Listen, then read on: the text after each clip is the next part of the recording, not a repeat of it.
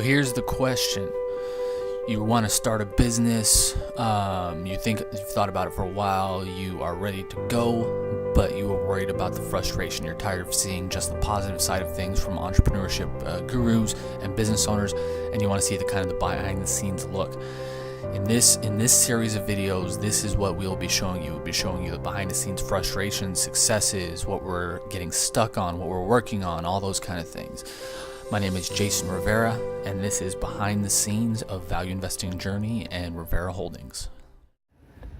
Hey, Jason here. In this free training or Behind the Scenes series episode, I want to talk about how to always have the upper hand when you're negotiating something. So, that seems like a pretty bold statement, and it is, but it's also something I've found to be true the more I've kind of gotten into my career as a real estate agent and digging into deals that are worth millions of dollars and evaluating companies and just doing kind of more real world business. How to always have the upper hand in negotiations. So, if you watch this behind the scenes series, you know, or if you watch the previous episode, you know it's mainly about kind of behind the scenes dealings with deals I'm either looking at right now, or deals I have looked at, or deals I'm going through right now, or something along those lines. This is actually a real world one that we're going through right now. Me and my wife and my parents are looking to buy a house to live in right now. And it's massively underpriced compared to what it should be worth. We're not buying it for investment purposes. We're just buying it to live in.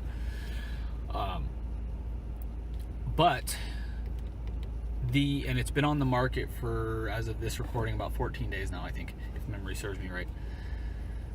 We first looked at it on, I think, 4 or 5 days after it had been on the market. And loved it. We all loved it, and we put an offer in immediately, full price offer. The only contingency really was that we have to sell our house first. Me and my wife, we have kids, and we can't sell our house and then something fall through on another house deal, and then we have nowhere to live. That's just it's not possible. So we haven't put our house on the market yet. This we can at any point. This other agent, even though we put it in a full price offer, declined our offer. Or the sellers, she recommended that her sellers decline the offer, and then her sellers declined the offer is most likely what happened. Because we have to sell our house. The housing market where we live in the Tampa area right now, is so hot that a lot of brokers and real estate agents are doing this thing, which it's fair. There's no problem with it.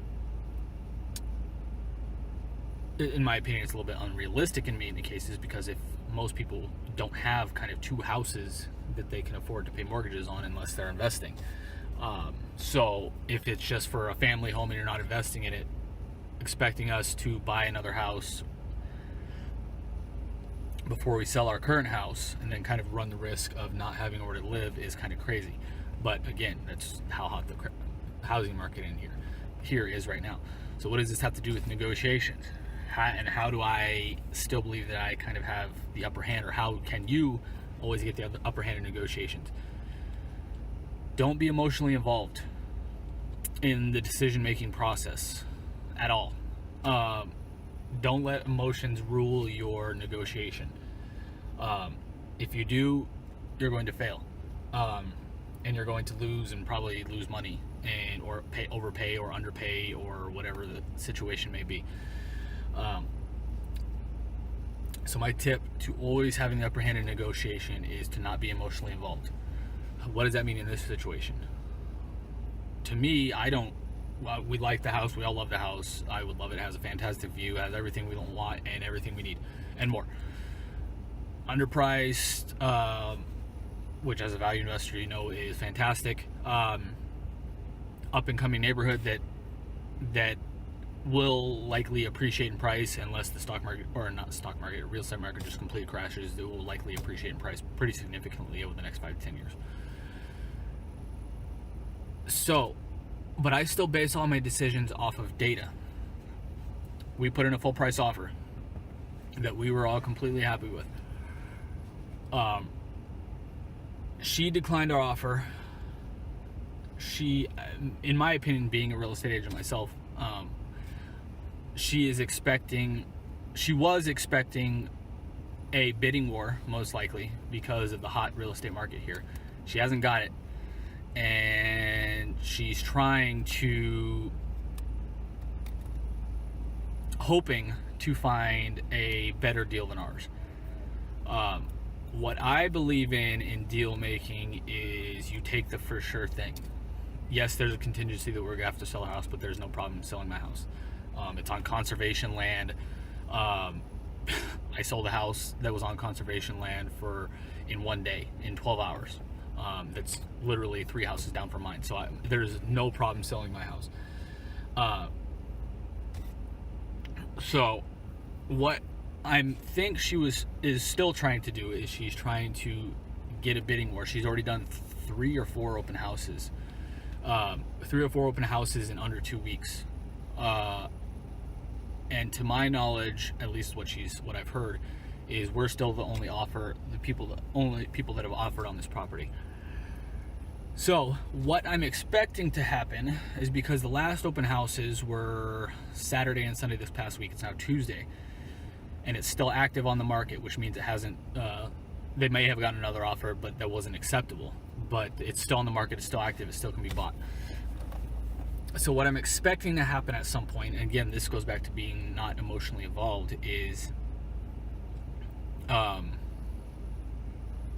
I'm expecting her to frankly call me back at some point, because we already put an offer. She knows we're serious. She knows that we loved it, and because I told her all this, and that we really wanted it, and we'll put our house on the market and it'll sell most likely like that. I'm expecting a call back from this other agent if she doesn't get an offer literally any day, because she knows we are interested in the property.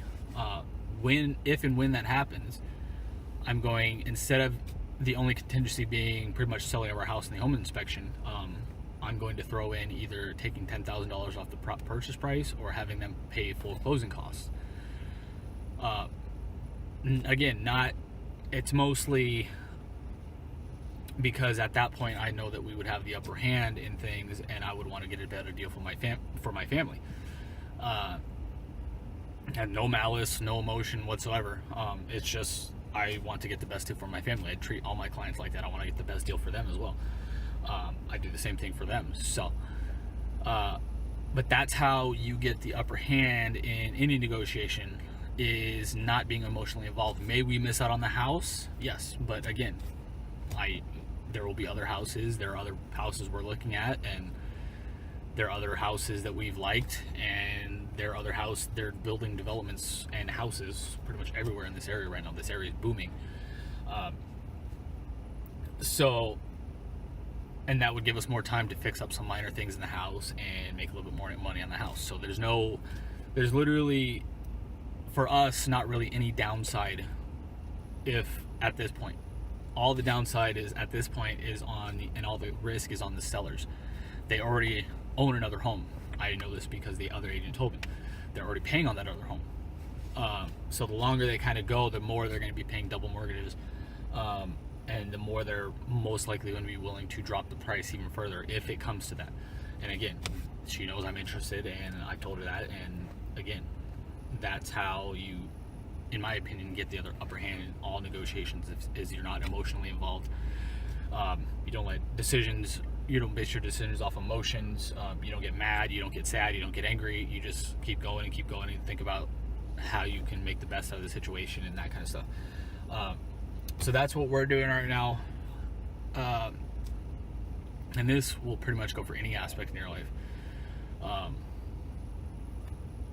My wife and I, for her birthday, went out to a movie I didn't want to watch. And I was not expecting very much, but I wanted to go out because it's her birthday and I wanted her to have a good time. So I went out, and the movie actually turned out to be better than I thought it was. If you're not emotionally involved in your decisions and you base it kind of on logic in your thought processes or whatever it is, you're going to kind of always have the upper hand, or at least have your expectations exceeded.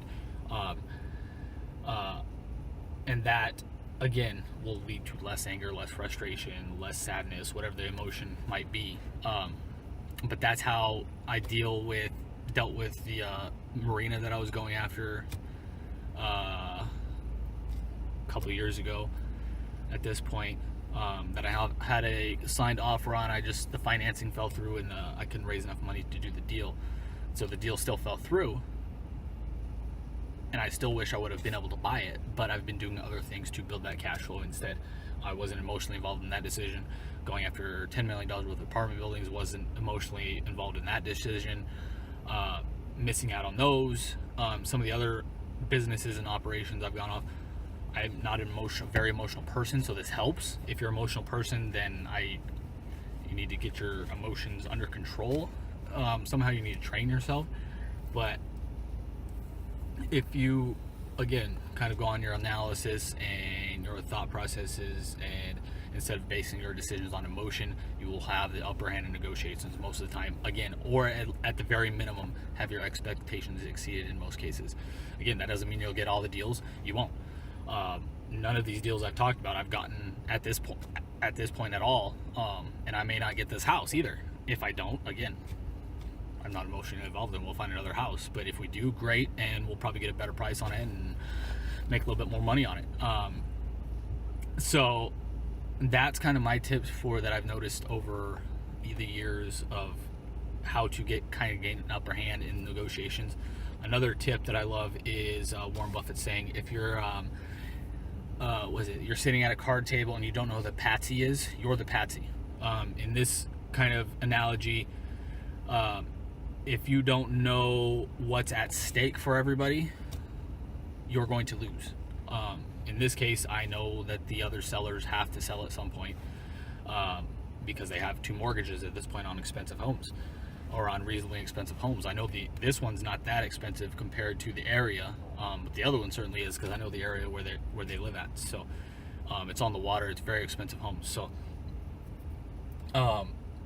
those are kind of my tips. I hope they help you. If they do, let me know in the comments below. If you have another tip on how to kind of get the upper hand in negotiations, let me know in the comments below. This is there are others that I know at this point that I've studied, but this is, for me, the number one, not being emotionally involved in the decision-making process and the kind of deal-making and negotiation process.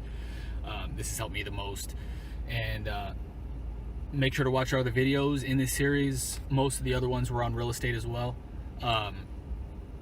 At this point, that's mainly what I'm focused on in terms of deals. I am looking at other stocks. If you're watching our case study series, you know that.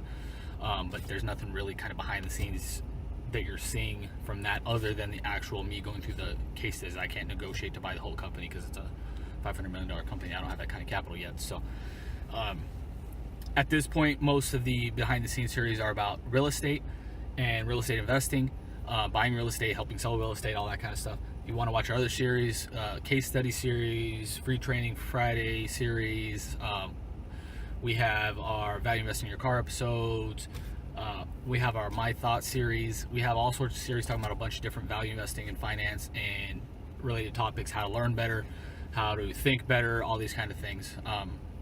If you enjoyed this video, make sure to like, love, share, and comment below. I'm very active in the comments, respond to every comment myself. If you like the video, make sure to subscribe and hit the bell so you're notified anytime we're releasing a video, and releasing new videos almost every day. So I hope you enjoyed this. Thanks for watching, and have a great day. Bye.